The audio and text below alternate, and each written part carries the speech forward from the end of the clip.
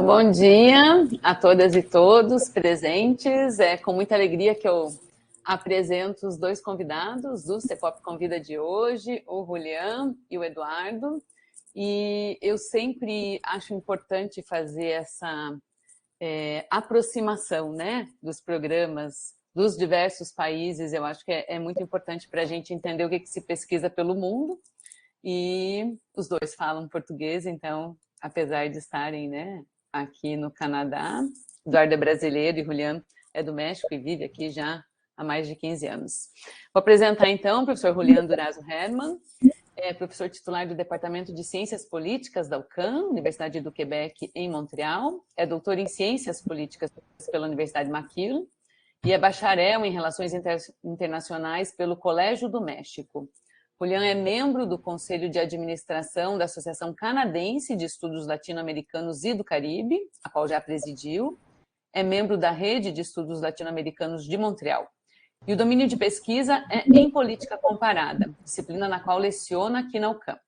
No nível subnacional, se interessa pelos sistemas midiáticos locais, sobretudo das dinâmicas políticas particulares do Brasil e do México. Julián já viveu por um ano no Brasil também. E o Eduardo da Nóbrega Monteiro é doutorando em Ciências Políticas aqui na UQAM, mestre em Relações Internacionais pela UERJ, a Universidade Estadual do Rio de Janeiro, e especialista em Mídias e Política pelo Conselho Latino-Americano de Ciências Sociais e pelo Instituto de Estudos Sociais e Políticos da UERJ. Tanto o Julián quanto o Eduardo fazem parte do ERIGAL, que é a equipe de pesquisa sobre inclusão e governança na América Latina.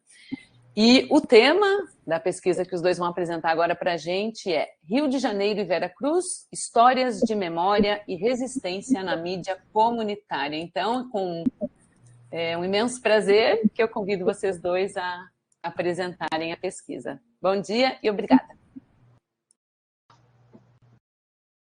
Bom dia, nós gostaríamos de agradecer o convite para apresentarmos nosso projeto de pesquisa com vocês.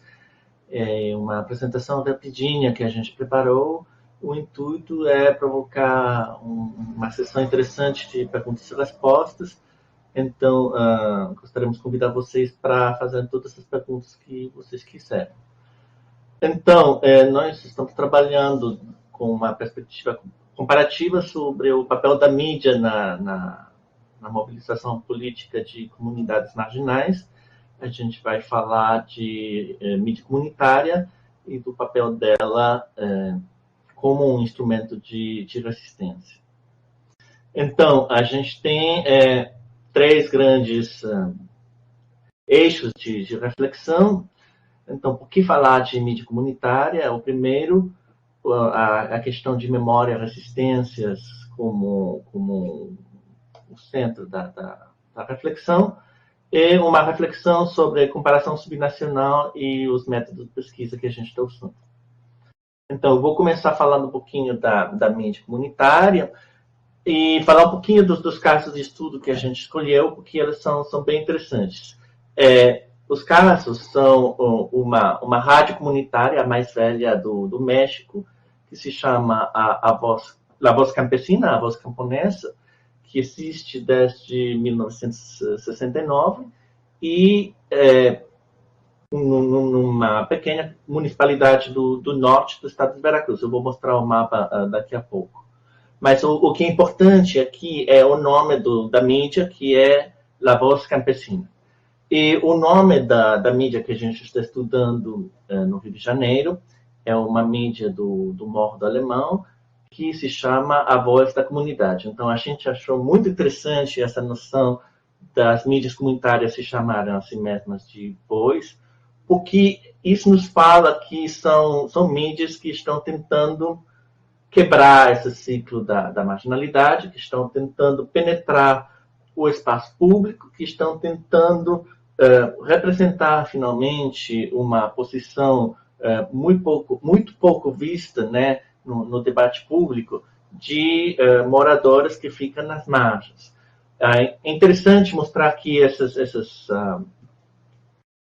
comunidades são bem diferentes. Então, a Voz Campesina, no México, é, no origem, uma comunidade rural, com muito forte presença indígena, que está bem longe, uns 700 quilômetros, tanto da capital estadual do estado de Veracruz, quanto da capital federal, a Cidade do México. No caso da Voz da Comunidade, ela fica no Morro do Alemão, então na região metropolitana do Rio de Janeiro. É uma comunidade marginal, porque é uma favela, mas ela está muito bem integrada na rede urbana da cidade do Rio de Janeiro. O interessante, então, aqui é como os jornais constroem um instrumento de luta política e, para isso, vão criar comunidades. Eu acho que, por enquanto, vou passar a palavra a Eduardo. Sim, claro.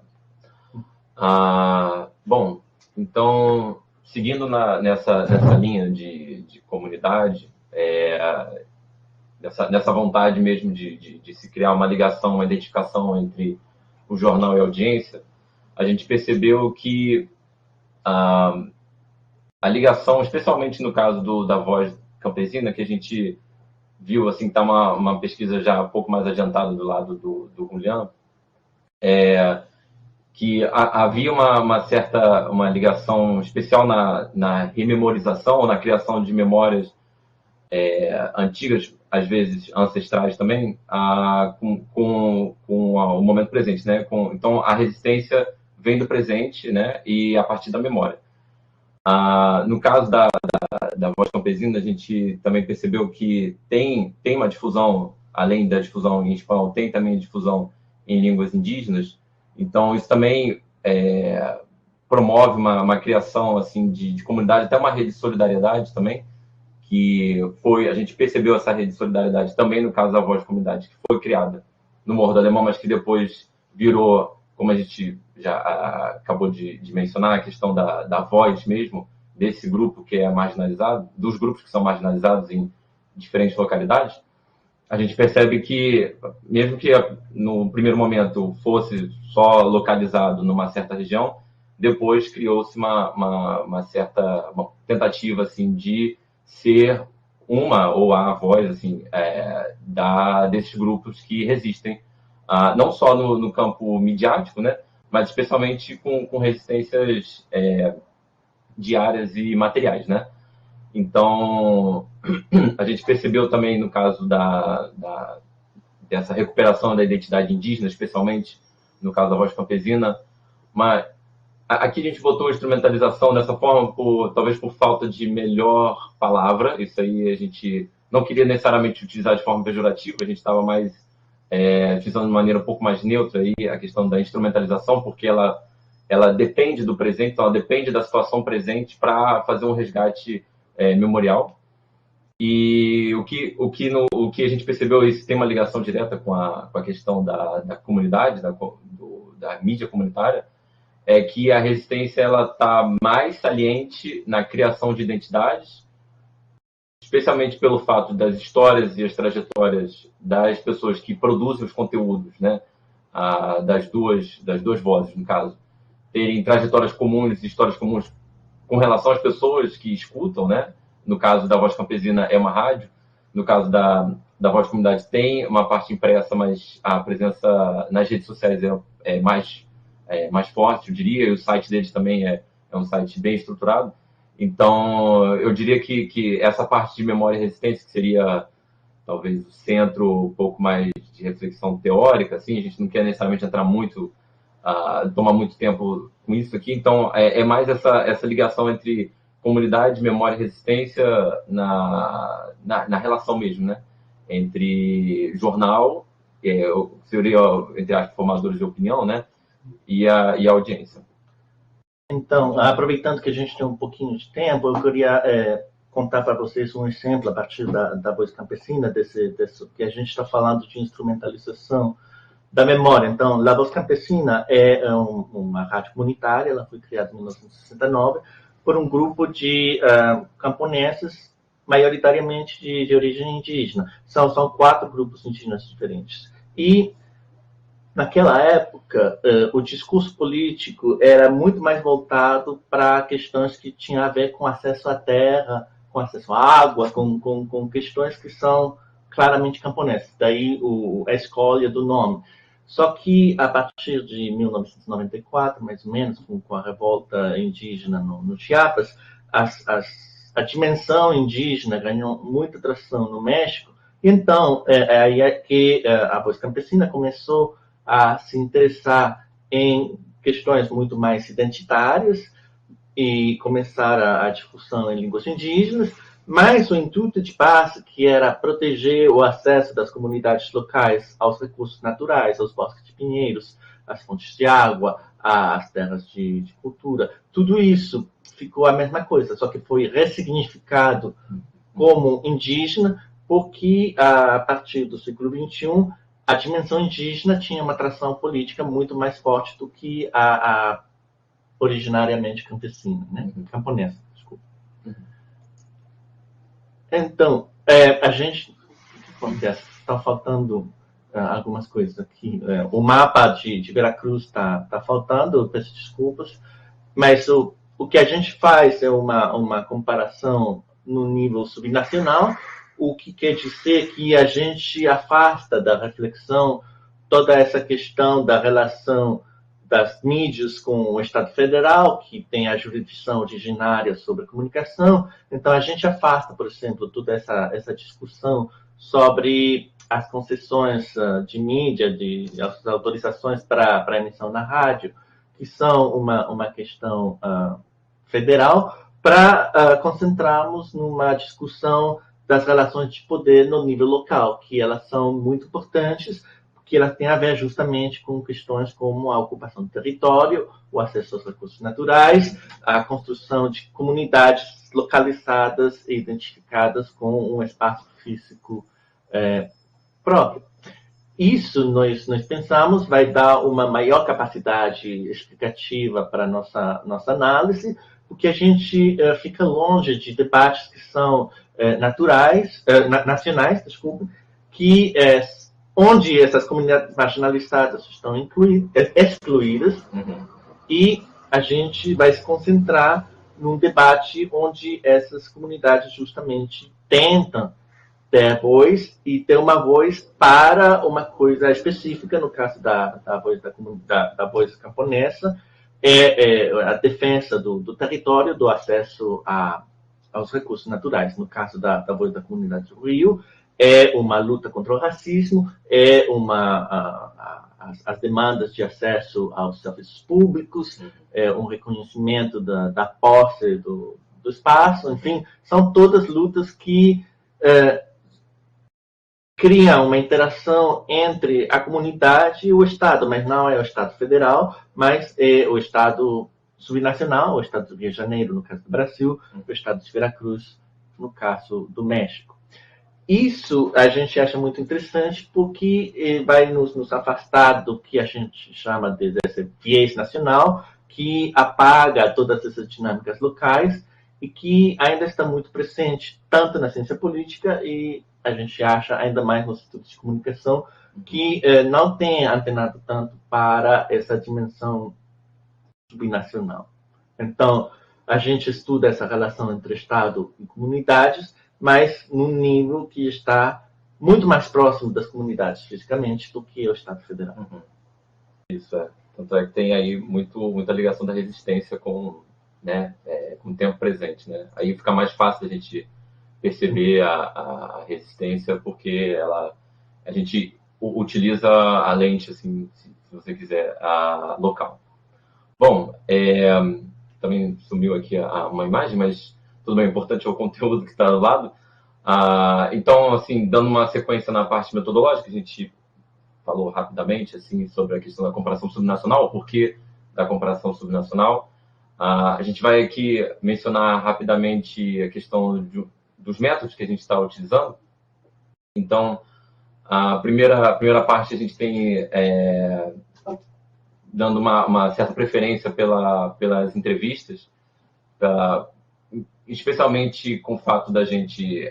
bom, o Julian estava lá presente na região durante quase um ano, né? Mais ou menos um ano. Então, isso facilitou bastante o acesso às entrevistas, enquanto que, pelo fato de eu estar aqui, também eu achei que poderia ser um pouco mais fácil de eu conseguir entrevistas de maneira virtual, Mas isso aí, desculpa, a gente até pode comentar, porque foi uma certa dificuldade que eu tive de fazer entrevista virtual, não era necessariamente algo que eu estava esperando, mas, enfim, a gente tem priorizado a questão das entrevistas semi-estruturadas, e só vou comentar a parte da literatura secundária. A gente, até ontem mesmo, a gente estava conversando, né? A gente estava refletindo por que a gente não estava utilizando muita literatura secundária. A gente foi pesquisar, a gente percebeu que não tinha necessariamente uma grande quantidade assim de trabalhos que fizessem ligações tanto com a voz campesina. A voz campesina até tem bastante nos TCCs, mas a gente não acabou achando muitas teses ou artigos científicos, e também é isso, mas o fato da pelo fato da gente ter criado essa ligação entre as vozes, a gente tenta evitar certos filtros que poderiam ser criados, sim, que sempre são criados na criação de artigos.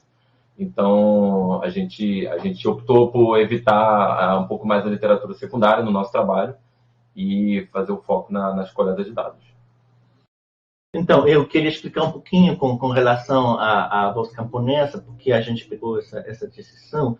É que a voz camponesa no México, ela tem recebido muito apoio da Companhia de Jesus, dos jesuítas, e elas têm uma universidade no México. Então os TCCs que o Eduardo estava frisando são TCCs de comunicação, mas elas estão muito voltadas para questões técnicas. Então, emissão, recepção de ondas, construção de grades, enfim, esse tipo de reflexões que ficam muito longe de uma reflexão política. E, aliás, pelo fato de ser uma ordem católica, né, isso faz com que, tanto na rádio quanto nos TCCs, tem certos temas que ficam tabus, né? Então, a gente nunca ouviu falar de aborto, a gente ouviu falar muito pouco de divórcio, a gente ouviu muito pouco falar de diversidade sexual, enquanto essas podem ser temas que poderiam aparecer nos debates na programação da própria rádio. Então, a gente quis afastar essa literatura secundária para concentrarmos na própria voz dos atores, né? Então, finalmente, a metodologia que a gente está privilegiando é tipo etnografia, que requer, a gente tem descoberto isso, uma presença física, né? Porque eu consegui algumas entrevistas com pessoas envolvidas na voz camponesa, justamente indo para lá, falando com as pessoas, me apresentando e desenvolvendo certos elos, né, pessoas. Aliás, a presença física também vai permitir estudar, descobrir de poder que vão se criando entre, por exemplo, a rádio e a polícia local, ou a prefeitura, ou ainda mais os atores que estão tentando ocupar esses bosques, essas fontes de água que provocam justamente a resistência, e ver que esses conflitos vão muito além da questão da posse da terra, que vão incluir questões como a dimensão racial. Então, os ocupadores, os garimpeiros, por assim falar, são mestiços, e os resistentes são maioritariamente indígenas. Então, e tudo isso vai ter uma dimensão que vai para além de só a defesa de um território especificamente. E um primeiro elemento que a gente tem descoberto é que essa voz que elas estão tentando criar é muito interessante, porque ainda que nas entrevistas propriamente ditas, a gente encontra toda uma reflexão sobre marcar agenda, né? O agenda setting entra nessa discussão de criar elementos que vão ser levados para o espaço público, que vão virar elementos de debate com outros grupos da sociedade. Na verdade, o que a gente achou é que o trabalho principal da rádio lá em Veracruz, e a gente pensa que provavelmente é a mesma coisa no Morro do Alemão, é a criação de comunidades sólidas do ponto de vista interno, que depois podem ser mobilizadas, às vezes pela própria mídia, mas às vezes por canais externos para, mais uma vez, a defesa do bosque. Então, uma dinâmica que a gente encontrou, no caso da Voz Camponesa, é que o jornal da rádio vai anunciar em algum momento a seção X do bosque foi ocupada por garimpeiros hoje de manhã. Então, tem uma sessão onde, e essa é uma sessão muito importante, onde tem um telefone aberto, então as pessoas vão falar. Normalmente, elas vão, essa sessão saludos e complacências, então são saudações e pedidos para a rádio tocar músicas específicas. Mas quando tem um momento de crise, como essa ocupação do bosque, então as pessoas vão dizer, sim, eu vi eles perto do arroio, sei lá o qual, e estavam indo para o norte. Então, depois alguém vai falar, eu estou organizando uma turma, vamos lá todos juntos enfrentarmos essas pessoas. E aí vai se criando uma mobilização, mas é um surto, e depois ele desce. E a comunicação, o que ela faz é que ela mantém esses elos quando vai falar, sei lá, com licença, Eduardo ama Carol, né? E o Eduardo liga para a rádio dizer Eduardo ama Carol, e a Carol vai ouvir pelo rádio, ela vai ficar muito contente, mas toda a comunidade vai ficar sabendo que Eduardo ama Carol, e aí cria esses elos de comunidade, né? Outro elemento também importante, a gente não tem explorado muito, mas acho que é uma coisa a ser explorada, é o fato que os pedidos para tocar música, no caso da rádio da Voz Campesina, são de música local. Quase todos eles, eu acho que tipo 85% são músicas locais tocadas por musicistas locais. Então, também tem um processo de criação de comunidade que é interessante. Essa ideia veio com uma comparação com uma outra rádio comunitária também na cidade de Veracruz, onde o diretor da rádio estava se queixando que nessas saludos e complacências, as pessoas já não mais estavam pedindo música local, mas estavam pedindo para a rádio tocar música comercial, tipo reggaeton, hip-hop, enfim, coisas que vão para além da comunidade e que estavam justamente colocando em risco o papel da rádio como instrumento de criação de comunidade. E ela não falou, mas a gente pensa que também coloca em risco a capacidade de ser um instrumento de resistência. Então, essa é a nossa pesquisa. Eu acho que a gente pode parar por aqui para termos um tempinho para perguntas e respostas. Então, a gente colocou uma imagem do campo para convidar vocês vierem discutir em pessoa com a gente por aqui. E vocês têm também nossos e-mails. Eu não sei se dá para ver, mas a Sandra tem e com certeza pode compartilhar para vocês. Então, mais uma vez, obrigado e obrigado pelas perguntas que estão por vir.